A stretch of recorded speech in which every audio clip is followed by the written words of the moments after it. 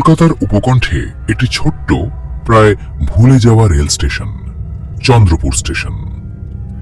রাত জাগা গল্পে আজ আপনারা শুনবেন শেষ ট্রেনের যাত্রী। নতুন নতুন হরর স্টোরিজ, লাভ স্টোরিজ, অ্যাডভেঞ্চারমূলক গল্প শোনার জন্য আমাদের চ্যানেলটি অবশ্যই সাবস্ক্রাইব করুন। দিনে কয়েকটি লোকাল ট্রেন ছাড়া এখানে তেমন কিছুই ঘটে না, কিন্তু গ্রামবাসীরা একটি কথা সবসময় বলে, রাত 12টার পর যদি শেষ ট্রেনটা আসে কোনোদিন তাতে উঠবে না, কারণ সেই ট্রেনে যারা ওঠে তারা আর কখনো ফিরে আসে না। সুদীপ্ত একজন সাংবাদিক। সে ভূতের গল্পে বিশ্বাস করত না। লোকমুখে শোনা এই গল্পের সত্যতা যাচাই করতে সে এক বর্ষার রাতে চন্দ্রপুর স্টেশনে পৌঁছালে। ঘড়িতে তখন রাত 11:45। স্টেশনে মাত্র একজন বৃদ্ধ স্টেশন মাস্টার বসেছিলেন। সুদীপ্ত জিজ্ঞেস করল, কাকু, রাত 12টার পর কোনো ট্রেন আসে? বৃদ্ধ কিছুক্ষণ চুপ করে থেকে বললেন, সময় হলে নিজেই দেখবে, কিন্তু একটা কথা মনে রেখো, যদি ট্রেনটা আসে কখনো তাতে উঠবে না। রাত 11:59। হঠাৎ স্টেশনের সব আলো একসঙ্গে নিভে গেল। চারদিকে নিস্তব্ধতা, কোনো ঝিঝি পোকার শব্দও নেই। ঠিক তখনই দূর থেকে ভেসে এলো পুরনো স্টিম ইঞ্জিনের হুইসেল। কিন্তু এই লাইনে তো বহু বছর ধরে শুধু ইলেকট্রিক ট্রেন চলে। কয়েক সেকেন্ড পর ঘন কুয়াশা ভেদ করে ধীরে ধীরে একটি কালো রঙের পুরনো ট্রেন প্ল্যাটফর্মে এসে দাঁড়ালো। ট্রেনের গায়ে লেখা 12:00, শেষ যাত্রা। দরজা নিজে থেকেই খুলে গেল। ভেতরে বসে আছে অনেক যাত্রী, কিন্তু কেউ নড়ছে না, কেউ কথা বলছে না। সবাই শুধু জানলার বাইরে তাকিয়ে আছে। সুদীপ্ত শরীর কাঁপতে শুরু করল। হঠাৎ ট্রেনের ভেতর থেকে একটি ছোট মেয়ে হাত নেড়ে বলল, দাদা উঠুন, আমরা সবাই বাড়ি ফিরছি। সুদীপ্ত এক পা এগিয়ে গেল। ঠিক তখনই পিছন থেকে বৃদ্ধ স্টেশন মাস্টার চিৎকার করে উঠলেন, না, ওরা বাড়ি ফিরছে না, ওরা 30 বছর ধরে ফিরতে পারছে না।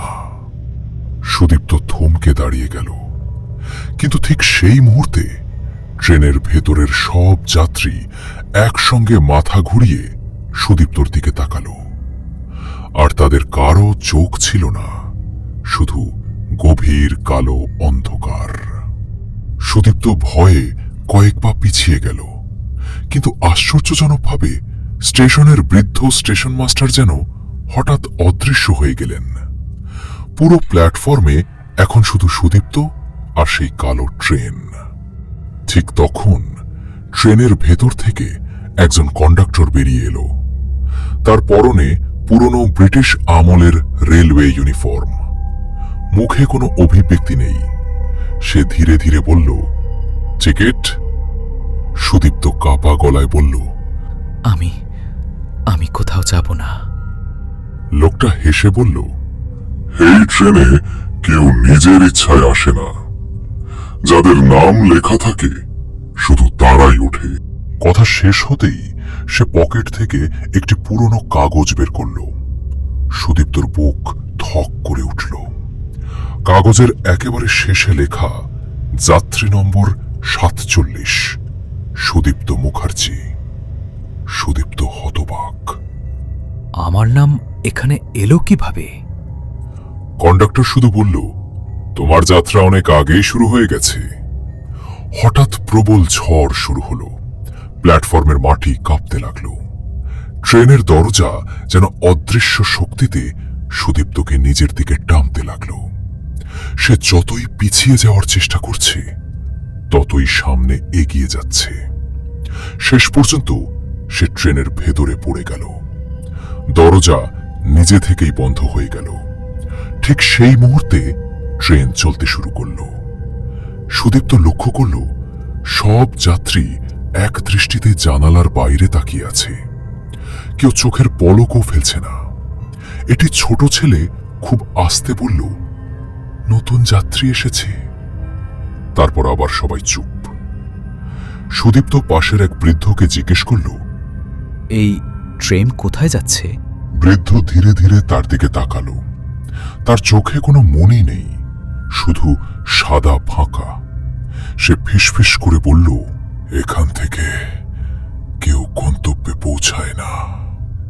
সুদীপ্ত জানলার বাইরে তাকাতেই শরীর ঠান্ডা হয়ে গেল। ট্রেনটা কোনো রেল লাইনে চলছে না, চারদিকে শুধু ঘন কুয়াশা। তার মাঝে মাঝে দেখা যাচ্ছে হাজার হাজার মানুষ ট্রেনের দিকে হাত বাড়িয়ে দাঁড়িয়ে আছে। তারা সবাই চিৎকার করছে, আমাদেরও নিয়ে চলো। হঠাৎ জানলার কাছে নিজের মুখ দেখতে পেল সুদীপ্ত, কিন্তু প্রতিফলনে সে একা নয়। তার ঠিক পিছনে দাঁড়িয়ে আছে কালো কাপড়ে ঢাকা এক লম্বা মানুষ। সুদীপ্ত সঙ্গে সঙ্গে পিছনে ঘুরে তাকালো, কেউ নেই। আবার জানলার দিকে তাকাতেই লোকটা আগের চেয়ে আরো কাছে, আর তার মুখে ধীরে ধীরে ফুটে উঠছে এক ভয়ঙ্কর হাসি। ঠিক তখনই ট্রেনের লাউডস্পিকারে একটি ঘোষণা ভেসে এলো, পরবর্তী স্টেশন মৃতপুর। সুদীপ্তর গলা শুকিয়ে গেল, কারণ পৃথিবীর কোনো মানচিত্রে মৃতপুর নামে কোনো স্টেশন নেই। ট্রেনের ঘোষণা শেষ হতেই চারদিকে অস্বাভাবিক নীরবতা নেমে এলো। ধীরে ধীরে ট্রেনের গতি কমতে শুরু করলো।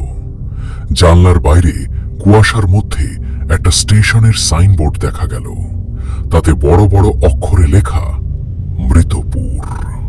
স্টেশনটা সম্পূর্ণ ফাঁকা, না কোনো আলো, না কোনো মানুষ। শুধু প্ল্যাটফর্মের ওপর সারি সারি পুরনো লণ্ঠন জ্বলছে। ট্রেন থামতেই দরজা নিজে থেকেই খুলে গেল। কন্ডাক্টর গম্ভীর গলায় বলল, 5 মিনিট, যার যা হারিয়েছে সে তা খুঁজে নিতে পারে। সুদীপ্ত কিছুই বুঝতে পারল না। সে ধীরে ধীরে প্ল্যাটফর্মে নামল। স্টেশনের বাইরে একটা ছোট্ট শহর, সব বাড়ির দরজা খোলা, কিন্তু কোথাও কোনো মানুষ নেই। হঠাৎ দূরে একটা মন্দিরের ঘণ্টা বাজল। সুদীপ্ত শব্দের দিকে এগিয়ে গেল। মন্দিরের সামনে পৌঁছে সে জমে গেল। দেয়ালে শত শত ছবি ঝোলানো, সবগুলোই নিখোঁজ মানুষের। কেউ 10 বছর আগে, কেউ 20 বছর আগে, কেউ 50 বছর আগে হারিয়ে গেছে। হঠাৎ তার চোখ পড়ল একেবারে শেষ ছবিটায়। ছবিটা তার নিজের। ছবির নিচে লেখা, সুদীপ্ত মুখার্জি, নিখোঁজ, আজ রাত। সুদীপ্তর হাত থেকে টর্চ পড়ে গেল। ঠিক তখনই পিছন থেকে পরিচিত কণ্ঠস্বর ভেসে এলো, আমি বলেছিলাম ট্রেনে উঠো না। সুদীপ্ত ঘুরে দেখল চন্দ্রপুর স্টেশনের সেই বৃদ্ধ স্টেশন মাস্টার, কিন্তু এবার তার পরনে পুরনো রেলওয়ে পোশাক। তিনি বললেন, আমি জীবিত নই। 30 বছর আগে আমিও এই ট্রেনে উঠেছিলাম। তারপর থেকে প্রতি রাতে নতুন যাত্রীদের বাঁচানোর চেষ্টা করি। সুদীপ্ত অবাক হয়ে বলল, তাহলে আমি কিভাবে ফিরব? বৃদ্ধ কিছুক্ষণ চুপ করে থেকে বললেন, একটাই উপায় আছে। ট্রেন ছাড়ার আগে তোমাকে ইঞ্জিনে পৌঁছে শেষ টিকিটটা পুড়িয়ে ফেলতে হবে। ওটাই এই অভিশপ্ত ট্রেনের প্রাণ। কিন্তু সাবধান, কন্ডাক্টর তোমাকে কোনোদিনও সেখানে পৌঁছাতে দেবে না। ঠিক তখনই দূরে ট্রেনের হুইসেল বেজে উঠল। একবার, দুবার, তারপর 3 বার। বৃদ্ধ চিৎকার করে বললেন, দৌড়াও, ট্রেন ছেড়ে দিলে তুমি চিরদিনের জন্য এই ট্রেনের যাত্রী হয়ে যাবে। সুদীপ্ত প্রাণপণে দৌড়াতে শুরু করল, কিন্তু সে বুঝতে পারল তার পিছনে শুধু কন্ডাক্টর নয়, ট্রেনের সব যাত্রীও এখন তাকে ধাওয়া করছে। তাদের চোখ দুটো সম্পূর্ণ কালো, আর সবাই একসঙ্গে বলছে, ফিরে এসো, তুমি এখন আমাদের একজন। সুদীপ্ত ইঞ্জিনের দিকে দৌড়াতে লাগল। ঠিক তখনই ইঞ্জিনের দরজা ধীরে ধীরে খুলে গেল। ভেতরে যা বসেছিল তা মানুষ নয়, তার মাথা ছিল স্টিম ইঞ্জিনের মতো, আর দুটো চোখ জ্বলছিল আগুনের মতো লাল। সুদীপ্ত ধীরে ধীরে ইঞ্জিনের দরজার সামনে দাঁড়ালো। তার বুকের ধড়ফড়ানি যেন পুরো ট্রেনে শোনা যাচ্ছে। দরজাটা নিজে থেকেই খুলে গেল। ভেতরে কোনো চালক নেই। স্টিম ইঞ্জিনের বিশাল বয়লারের সামনে একটি কালো সিংহাসন। সেখানে বসে আছে একটি অদ্ভুত সত্তা। মাথাটা যেন পুরনো স্টিম ইঞ্জিনের মতো লোহার তৈরি। দুটি চোখ লাল আগুনের মতো জ্বলছে। তার বুকের মাঝখানে ঝুলছে একটি সোনালী টিকিট। সেই টিকিট থেকেই কালো ধোঁয়া বেরিয়ে পুরো ট্রেনে ছড়িয়ে পড়ছে। সত্তাটি ধীরে ধীরে বলল, ৩০০ বছর ধরে আমি এই ট্রেন চালাচ্ছি। যারা জীবনের শেষ মুহূর্তে অনুতাপ নিয়ে মারা যায়, তাদের আত্মা আমার ট্রেনে চড়ে। সুদীপ্ত কাঁপা গলায় জিজ্ঞেস করল, তুমি কে? সে উত্তর দিল, মানুষ আমাকে শেষ যাত্রার রক্ষক বলে ডাকে। আমি মৃত্যু নই, আমি সেই পথ যেখান দিয়ে হারিয়ে যাওয়া আত্মারা যায়। ঠিক তখনই কন্ডাক্টর ইঞ্জিনে ঢুকে পড়ল। তার চোখ দুটো রক্তলাল। সে চিৎকার করে বলল, ওকে থামাও! এক মুহূর্তে ট্রেনের সব যাত্রী ইঞ্জিনের দিকে এগিয়ে এলো। ছোট মেয়েটা, বৃদ্ধ লোকটা, কালো পোশাকের মানুষ, সবাই। কিন্তু তারা সুদীপ্তকে আক্রমণ করল না, বরং একসঙ্গে বলল, আমাদের মুক্তি দাও! সুদীপ্ত অবাক হয়ে গেল। এরা শত্রু নয়, এরা বন্দী। তখনই তার চোখ পড়ল সেই সোনালী টিকিটের দিকে। বৃদ্ধ স্টেশন মাস্টারের কথা মনে পড়ল। শেষ টিকিটটাই এই ট্রেনের প্রাণ। সুদীপ্ত ধীরে ধীরে টিকিটটার দিকে এগোতেই পুরো ট্রেন কেঁপে উঠল। লাউডস্পিকারে ভেসে এলো সতর্কবার্তা, শেষ স্টেশন আসছে। ঠিক তখনই ট্রেনটি ভয়ঙ্কর গতিতে একটি অন্ধকার সুড়ঙ্গে ঢুকে পড়ল। চারদিকে শুধু মানুষের আর্তনাদ, আর সামনে একটি বিশাল দরজা, যার উপর রক্তের মতো লাল অক্ষরে লেখা। ট্রেনটি ধীরে ধীরে সেই বিশাল কালো দরজার সামনে এসে থামল। দরজার ওপরে রক্তের মতো লাল অক্ষরে লেখা, ফেরার পথ নেই। হঠাৎ দরজাটা নিজে থেকেই খুলে গেল। ভেতরে কোনো স্টেশন নয়, বরং অসীম অন্ধকার। শুধু মাটির নিচ থেকে ভেসে আসছে হাজার মানুষের কান্না। সুদীপ্ত সাবধানে এক পা এগিয়ে দিল। ঠিক তখনই চারপাশের অন্ধকার ধীরে ধীরে মিলিয়ে যেতে লাগল। সে দেখতে পেল একটি বিশাল ঘড়ি। ঘড়িটা উল্টো দিকে ঘুরছে। ঘড়ির নিচে অসংখ্য মানুষ দাঁড়িয়ে। তারা কেউ কথা বলছে না, শুধু সবার হাতে একটি করে পুরনো ট্রেনের টিকিট। হঠাৎ একজন বৃদ্ধ তার দিকে এগিয়ে এলো। লোকটার মুখে অসংখ্য পোড়া দাগ। তিনি বললেন, আমরা সবাই একসময় জীবিত ছিলাম, কিন্তু শেষ ট্রেনে ওঠার পর আর কখনো পৃথিবীতে ফিরতে পারিনি। সুদীপ্ত জিজ্ঞেস করল, কেন? বৃদ্ধ দীর্ঘশ্বাস ফেলে বললেন, এই ট্রেন শুধু মৃত মানুষদের নিয়ে যায় না, এটা তাদেরও নিয়ে যায় যারা মৃত্যুর খুব কাছে পৌঁছে আবার বেঁচে যায়। তুমি কয়েকদিন আগে যে সড়ক দুর্ঘটনায় পড়েছিলে, মনে আছে? সুদীপ্ত শরীর কেঁপে উঠল। সত্যি, 2 সপ্তাহ আগে তার একটি ভয়াবহ বাইক দুর্ঘটনা হয়েছিল। ডাক্তাররা বলেছিলেন কয়েক মিনিটের জন্য তার হৃদস্পন্দন বন্ধ হয়ে গিয়েছিল। বৃদ্ধ বললেন, সেই মুহূর্তেই তোমার নাম এই ট্রেনের তালিকায় উঠে যায়। ঠিক তখনই কন্ডাক্টর অন্ধকারের ভেতর থেকে বেরিয়ে এলো। তার হাতে সেই সোনালী টিকিট। সে হাসতে হাসতে বলল, এটা কোনো সাধারণ টিকিট নয়। যতক্ষণ এটা থাকবে, এই ট্রেন চলতেই থাকবে। আর প্রতি বছর নতুন নতুন আত্মা এই ট্রেনে যোগ হবে। সুদীপ্ত বুঝে গেল, যেভাবেই হোক টিকিটটা ধ্বংস করতে হবে। ঠিক তখনই ছোট্ট সেই মেয়েটি, যাকে সে প্রথম ট্রেনে দেখেছিল, তার হাত ধরল। সে ফিসফিস করে বলল, আগুনের টিকিট পড়বে না। ওটা ভাঙবে শুধু তখনই যখন কেউ নিজের জীবনের লোভ ছেড়ে অন্যদের মুক্তি দেবে। সুদীপ্ত কিছু বুঝে ওঠার আগেই কন্ডাক্টর বিশাল এক কালো ছায়ায় পরিণত হলো। তার চোখ দুটো আগুনের মতো জ্বলছে। চারদিকে বজ্রপাত শুরু হলো। ট্রেন ভয়ঙ্কর গতিতে আবার ছুটতে শুরু করলো। লাউডস্পিকারে ভেসে এলো, শেষ গন্তব্য, আর মাত্র 5 মিনিট। সুদীপ্ত জানত এই 5 মিনিটের মধ্যেই তাকে সিদ্ধান্ত নিতে হবে। সে কি নিজের জীবন বাঁচাবে নাকি শত শত বন্দী আত্মাকে মুক্ত করবে। ট্রেনটা ভয়ঙ্কর গতিতে অন্ধকারের মধ্যে ছুটে চলেছে।